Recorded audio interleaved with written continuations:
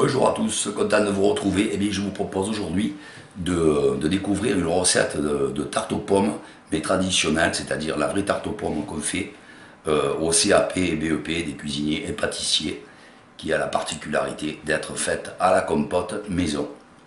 Et on va voir ça tout de suite. On se retrouve en plat rapproché.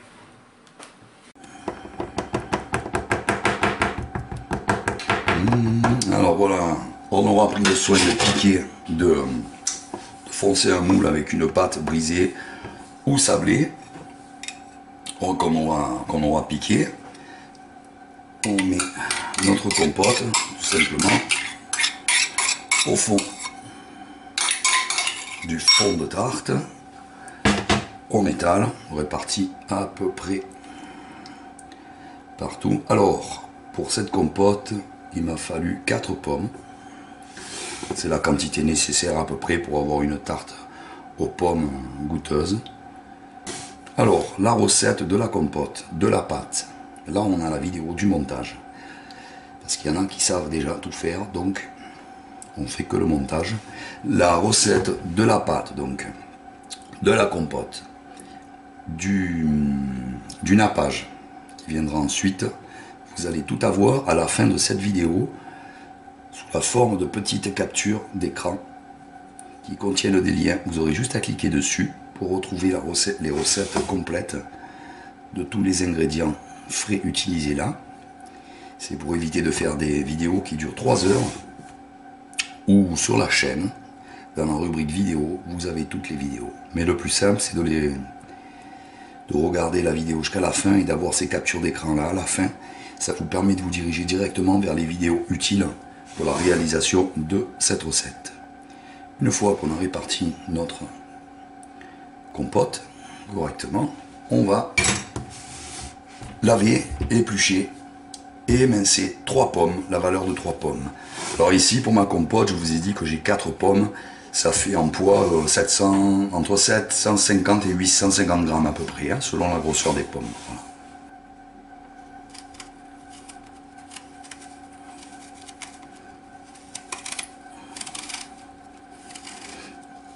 Alors, c'est important de prendre des pommes golden. C'est celles qui vont le mieux pour faire une bonne tarte aux pommes.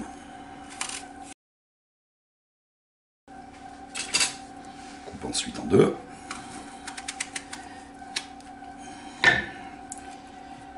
Et on va venir creuser avec les colonnes, toujours ici, cette partie-là.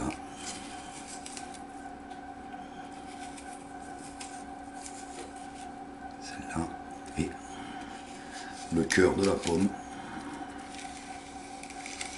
Comme ça.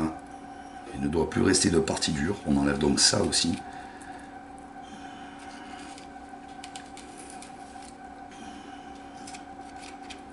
Voilà. Une fois les pommes épluchées et où on aura retiré le trognon, on va passer à l'éminçage. Et pour ça, je vous recommande un couteau bien tranchant, s'il est bien tranchant, sans dents. Et on essaye de faire très fin pour assurer la cuisson des pommes, parce que les pommes pas cuites, il n'y a rien de plus désagréable. Sous la dent, il faut qu'elles fondent, mais alors sans aucune résistance sous la dent. Et pour ça, on fait bien fin. Ça cuit plus épais, mais c'est plus rapide et c'est plus sûr fin. On prend une pomme, on appuie dessus, une fois qu'elle est émincée, comme il faut. On la prend et on va travailler comme ça. On va un peu la mettre en éventail, c'est-à-dire qu'on va faire comme ça, un petit peu. On va l'écarter avec les doigts pour faciliter la pose sur la pâte. On essaye de la tourner un peu en éventail pour aller dans le sens de la pâte, simplement. Voilà. Et on appuie un petit peu. Pareil. Là, j'enlève mon petit bout qui est un peu arrondi, qui va nuire à la ronde de la pomme. Voilà. Je fais mon éventail. J'étale bien pour en avoir assez. Voilà. Je prends la pomme. Et je la pose à la suite de l'autre. en remontant bien tout sur le bord.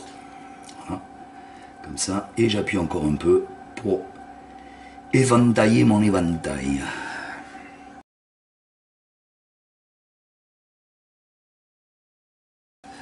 On va en mettre 2 de plus ici que je vais venir caler sous la dernière pomme. Comme ça, voilà. Pour avoir une continuation dans le tour de pomme.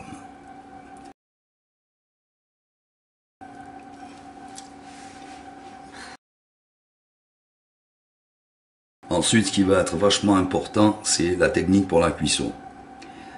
Parce que, comme je vous l'ai dit, il faut que les pommes soient vraiment archi cuites pour que la tarte aux pommes soit bonne. Que ce soit sur une pâtissière, sur une compote, c'est pareil. Il n'y a rien de plus dégueu qu'une, pour moi, hein, qu'une tarte avec des pommes pas cuites. Ou encore craquantes sous la dent. Je trouve ça pas bon du tout. On peut faire un petit chouchoubel au milieu, hein, si on veut, avec le reste des pommes.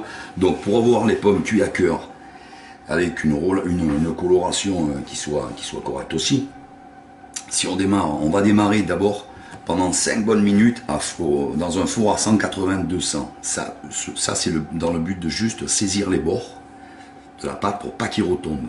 Voilà. Une pâte bien saisie, tac, les bords bien saisis avec une grosse chaleur, les bords ne retombent pas, ils restent bien à la bonne hauteur, sinon on n'a pas une belle tarte. Ensuite, après 5 minutes de cette chaleur à 180-200 degrés, on va descendre tout de suite à 160 degrés. On va descendre à 160 degrés afin que la tarte elle cuise doucement, qu'elle reste un maximum au four pour justement pouvoir cuire nos pommes. Après pour la coloration, si c'est pas assez coloré, c'est pas un problème. À la fin on peut mettre un coup de turbo pour colorer. Mais si on colore trop fort en premier, après c'est mort. Pour cuire les pommes, parce que on est obligé de les laisser avec une certaine température, ça va continuer à colorer et ça peut être trop noir. Donc d'abord on s'occupe de la cuisson des pommes, c'est-à-dire petite température après avoir saisi les bords. Allez, on y va. Alors voilà, sortie du four, ma tarte colorée. Alors, bien colorée surtout. Mes pommes, pour voir quand elles sont cuites, je fais juste ça, j'appuie dessus, je vois que c'est fondant, donc c'est bon. Je vais maintenant mettre mon nappage maison à fondre, la recette, encore une fois, en fin de cette vidéo, en capture d'écran ou sur la chaîne. Voilà, nappage fondu, prêt à l'emploi, nappage neutre. Je vais démouler ma tarte pour bien la... Alors voilà, ça c'est nickel, ces fonds de tarte là. On a le cercle dessous, le rond dessous et le cercle amovible. Donc on est vraiment pour travailler au top. Et après on y va, on n'a pas peur. Parce que c'est ça qui va faire la différence entre une tarte fade, pas fade en goût, mais fade à l'œil, je veux dire, et une belle tarte bien brillante, avec une belle finition. On n'a pas peur de mettre du nappage, c'est vraiment ce qui fait la différence. Même au niveau goût, hein, ça apporte quand même quelque chose de vraiment super. Voilà. Moi je vais attendre que ça prenne et je finis. Hop, je passe une deuxième couche dessus, tranquille. Voilà, quand c'est bien froid, on pense un petit peu au bord aussi, pour donner une brillance au bord. Ça, c'est toujours un petit plus aussi. Une fois froid, le nappage glisse pas dessus et il tient là où on le met. Il n'est pas absorbé par les pommes non plus. Tout mettre parce qu'il m'en reste vraiment très peu. Je fais comme ça, il va se répartir. Déjà le résultat là. Voilà. On a une belle tarte bien brillante. Et un bon appétit à tous. Ciao les amis, à bientôt pour une nouvelle vidéo.